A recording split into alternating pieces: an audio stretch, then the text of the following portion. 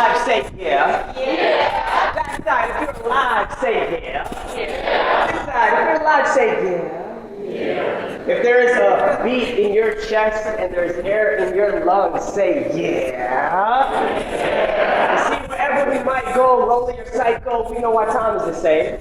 There's 24 hours a day, there's no second to waste, there's no minute to save, so get out my way. We're taking and wasting away. I feel like I'm halfway off to my grave. I gotta keep rolling like honeys at raves. I keep it 90 degrees in the shade. Royalty knows I never slow. I take the path and I own every road. You want the gold? Gotta go broke. You wanna be cold? Go sell your soul. I never listen to shit that I'm told and they hate it. They know that I can't be controlled. You get addicted to winning when systems you live in designed for your people to fail. I just keep rising above it. There's no way to stop it unless you can send me to hell. This ain't a game for me. Funny you came for me. You got no bars. I posted your bail. Ending in sight for me. Sending the lightning. Tell them the favorite legend they tell. If I say we eat, I mean we eat. Running our game and you're blind for my cleats. Laying it down like my girl on the sheets. Measure our level, you don't got the reach. My side got depth, no ocean left. I'm going in like the jewels in the chest. Don't hold your breath, not bringing me death. My future's crystal, cooking like meth. But I promise, this is more than just ego. But I know that hip-hop gotta choose you like Neo.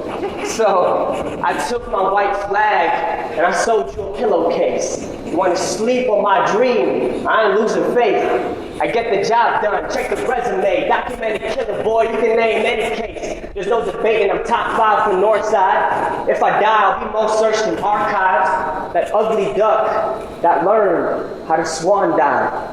I fucked up this game, no pills in my sex drive, but this wasn't easy. Why'd I pick a job where no one sees me? I pour myself out, but does anyone care? I dream of the heights, but I can't beat these stairs. Last night, she said don't die yet. There's so much to do, just fighting. She called me a captain, never been a pilot. What good is the plane I'm on if I crash it? Still, I got so much to tell. Dropping my bucket list deep in the well. Pulling out wishes like books on the shelves, and you might call it stories, I call it my health. I didn't come this far just to get this far. We did not come this far just to get this far. And some nights I stay up wondering, if I'm killing myself, would you still call it murder? I've already been in pieces. You can't break me down further.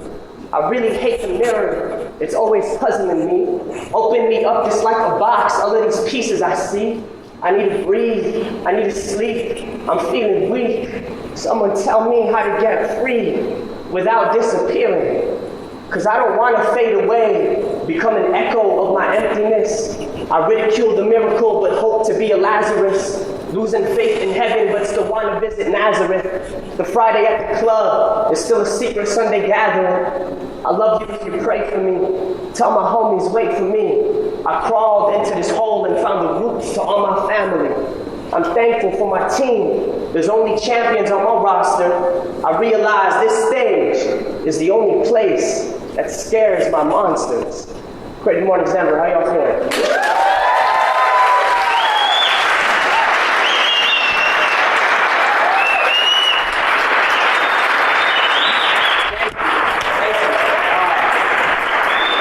Again, my name is Sarmiento, poet, rapper, educator. I was born and raised on the island of Guam. Do y'all know where Guam is? Stop lying. You're lying. How many of you been to Guam? One person. 3. Oh, okay. Cool. All right. So I say thank y'all so much for coming out today. It's Friday. You could have been in sleeping, you know what I'm saying, like me. But y'all came out here for this Creative Mornings talk, and it takes a very special kind of person to wake up this early to come and watch someone speak. Or yell. In rhyme. Yeah, that's kind of what I do. It's kind of my job these days, kind of. I'm trying to get on that record eventually. And she's like, damn, I've never heard this guy. So when I was invited to do this talk, I was really hesitant. I was nervous. I mean, I'm still nervous.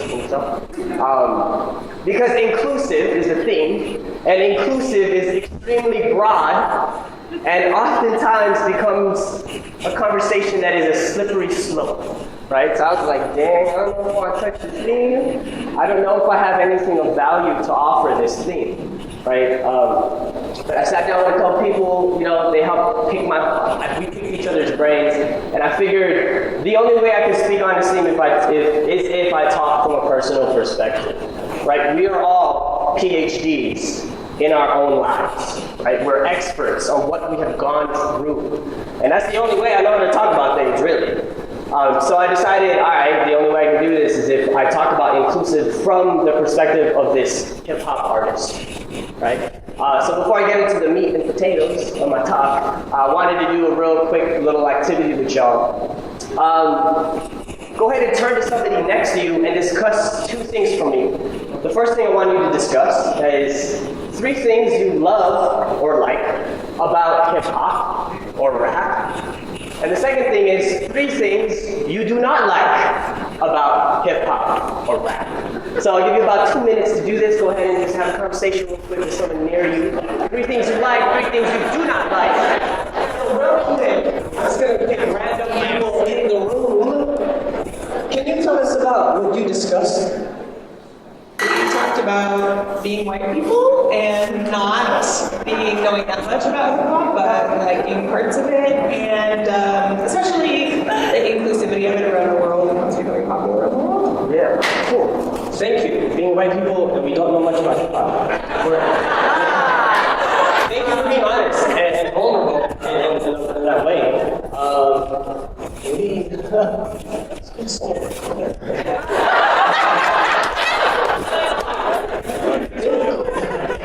CreativeMornings Denver, the theme is inclusive.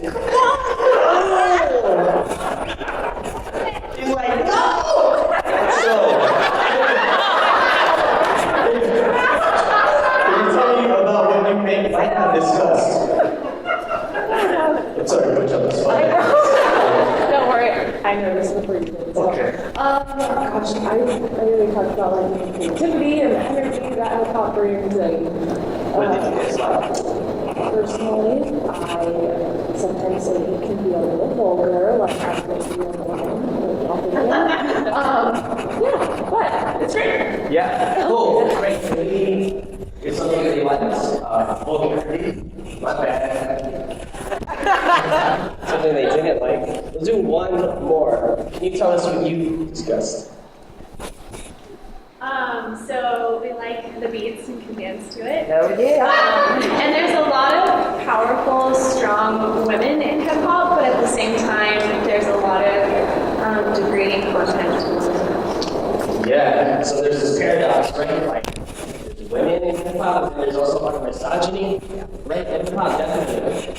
Thank you for participating in that, because that was really dope. I'm not gonna turn this mic off. Okay, cool. So thank you for sharing your ideas. I wish I had time to actually go through and discuss it with everybody in this room, but we don't. So one of the things that I hate about hip hop is that it's very homophobic, right? There's a lot of. Is there anyone in this room that does not know what homophobia is? You laugh, but okay, cool. All right, I'm glad we know what homophobia is. So, yeah, there's a lot of homophobia in hip hop, and I'm straight, by the way. So, in case you're wondering. But growing up, and this is important because hip hop is an extremely influential art form in my life. Right? I grew up in Guam. It's a tropical island. But it's also very urban in a lot of ways, very westernized in a lot of ways. A lot of people don't know, I grew up a lot around gang violence. From a very, very early age, I was around some pretty crazy dudes, right? I got jumped into a gang when I was about closing in on 15 years old. And we did some pretty gnarly stuff. I'm not here to flex on you, don't mess with me. I'm here to illustrate a point. I was raised in a very violent environment. I was raised and spent a lot of time around people who constantly tried to portray a very, I don't want to say, I guess toxic, right? A very toxic version of masculinity. You had to be extremely straight, extremely powerful, and do a whole bunch of drugs and alcohol, and disrespect a whole bunch of women, right? And what music did we listen to? Hip hop, because rap seemed to portray all of these qualities we were trying to exemplify in our crew. So I want to share two stories that began to change my perspective on things. So, when I wasn't with my crew, I was hanging out with some of my other friends who were not gang affiliated at all, and sometimes I just needed that, right? I didn't need to be around these crazy motherfuckers, right? So one day my homie Aaron was like, bro, you want to hang out? I'm like, yeah, sure, let's go, right? And then he told me Craig is going to hang out too. Craig. Let me tell you something about Craig, right? This is like 04, 05. Craig was openly gay and openly flamboyant. One of the best volleyball players on the team. He had that nice you know what I'm saying? He had that, right? And so I'm like, oh, bro, I don't know if I can hang out with you if Craig's gonna be there, right? Because I don't know what my crew's gonna think. I don't know what's gonna happen to me if they find out I'm hanging out with you. He's like, nah, bro, it's cool, just come. I'll hang out with you and Craig. Aaron's straight up, right? So I hung out. I went to his house. We just chilled at their house, playing games, you know what I'm saying, with teenagers. Didn't do anything crazy, like drugs or alcohol. Just playing games and hanging out. And Craig says, hey, you guys want to watch a movie? I'm like, yeah, I like movies. He's like, cool. Have you seen Brokeback Mountain? And, of course, the two straight guys are like, no. And so Craig's like, you guys are gonna love this movie. Right? And I'm like, alright, bro. Let's put it up. Right? So he has this pirated version of Brokeback Mountain on DVD that he scored at the flea market, you know what I'm saying? Don't arrest me, please. Pops in the DVD player, we're watching Brokeback Mountain. I'm like, cowboys? Yeah! I like cowboys, right? Strong, they're masculine, right? They can tie ropes and herd cattle, right? Very strong figures. You know what I'm saying? And so I was like, yeah, this is dope, this is dope. Come to find, this is a story about how two cowboys love each other, right? And eventually we're watching these two cowboys, right? And we're sitting there like, oh, what did we get ourselves into? So we're watching this movie. And by the end of it, can you imagine what I'm thinking? I'm thinking, damn, that's a good movie. Well written, right? The narrative arc is amazing, right? The acting, like Keith Ledger and Jake Gyllenhaal, killed it. You know what I'm saying? I was like, damn, it was a great movie. Word. Thanks, Craig, for watching that, or telling us to watch it. And then it's late, and I only got a permit, and you can't be on the road unless you have a licensed driver with you if you only have a permit. So I'm not trying to get caught. I stay the night, right? And like, Craig's all, sleepover! Right? I'm like, yeah, bro. And I crack a joke right before we all fall asleep. I say, bro, just don't rape me. Right? And he turns around, and he says, now you know how women feel when you and your crew throws parties and they have to spend the night. And I was like, damn, I never thought about it like that, right? We're kids, dude, we're like 14, 15. And so let's recap what just happened. Craig, without even trying, put two extremely masculine figures in front of me and completely changed what masculinity looked like for me, what it meant. It expanded the boundaries of what I had been cultured to believe in. And simultaneously, forced me to think about the safety of our young women the next time we throw some party. Craig did this, right? So, eventually I went to school. During the week, I got slapped for hanging out with Craig. I got beat up a little bit. But I started to realize the words gay and the word faggot and the phrase no homo, right? those were all vocabulary that I wanted to edit now out of my life because I hung out with Craig. All because Craig, you know what I'm saying, made me realize, like, damn, like this is actually, it is harmful. And it does hurt people. And I want to change that about myself, and not just me, but for my crew, right?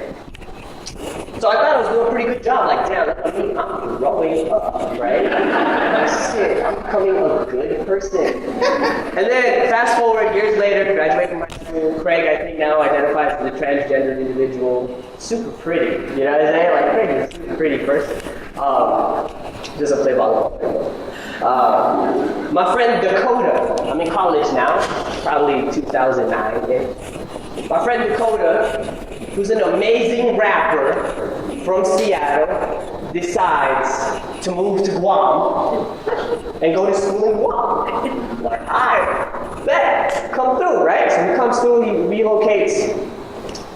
And this is the first time I ever had a conversation about pronouns with somebody. This is 2009, okay? Nobody's having these conversations, right? College professors aren't ending their emails with he, his, right? Him, at that time. And so Dakota is like, I don't think I want to be a he or him anymore, bro. And I'm sitting there like, so what are you, bro? You're a guy. He's like, no, I'm they and them. I'm a dragon spirit butterfly. Right? And I'm like, hey, bro, I got your back, whatever you want. You know what I'm saying? And to some people, this might seem trivial, but here is me, gangster little old me, understanding this about a human being and making space for it. Right? So, again, like I said, Dakota was an extremely dope rapper. They visited Guam at a time when I was just about to pop off. Like, I was about to be legendary status on the island. Why? Because there were these rap battles that were happening. And I was killing them. And the videos were going viral on the island. So Dakota's like, hey, can I roll with you to the next rap battle? They roll with me to it takes some time. They roll with me to the rap battle. And on the ride over, we were talking about hip-hop. And they asked me, what are 3 things you love about hip-hop and 3 things you hate about hip-hop? And we had that conversation that you just had earlier. And one of the things that stuck out to me most was Dakota saying, I really appreciate you not being homophobic in your lyricism anymore. I really appreciate you respecting gender fluidity and all of this stuff. And I was like, yeah, dog, like, I'm trying to be a good person, right? And so we get to the battle, and I battle this dude. And now, have you played Street Fighter? Yeah? Okay, there's a character in Street Fighter called, I think his name is Sagat. Am I saying it right? I pronounce it as Sagat, right? Sagat, right? Really brawly character. Anyway, I get into this battle, and I tell this dude across from me, I say, if this was Street Fighter, it'd be Sagat versus Faggot. Right? And the entire audience that's there at the battle erupts and cheer. And they're just like, oh, you're done! You lost this battle! That was the deal! That was the deal breaker, you're done! Meta just won. And I won. Took the money home, you know? The moment I got in the car, Dakota said to me, I'm so disappointed in you. I said, what? And they said, you did exactly what we said hip-hop needs to stop doing. We had just had this important conversation on the ride here, and here you are, using homophobic language. And now some people will say, dude, the word faggot is just a word. It's not a big deal, right? If it wasn't a big deal, why did the entire audience erupt and cheer? If it really was just this minuscule thing, why did it become the reason I won the battle? And if it did that to the audience, if it elated them, imagine how Dakota felt standing in the audience at that very moment. And so I felt really shitty, right? I felt really bad. I realized there's a lot of subconscious things, behavior that we have to unlearn, and it takes a lot of time. And growing up is a process. You don't just build a light switch and flick it on and off. That's what that experience taught me. driving home. And I realized, you know, inclusivity is not something hip-hop values. Rappers love exclusivity, right? They love the VIP line. They love the private room with all the girls that only they can have access to.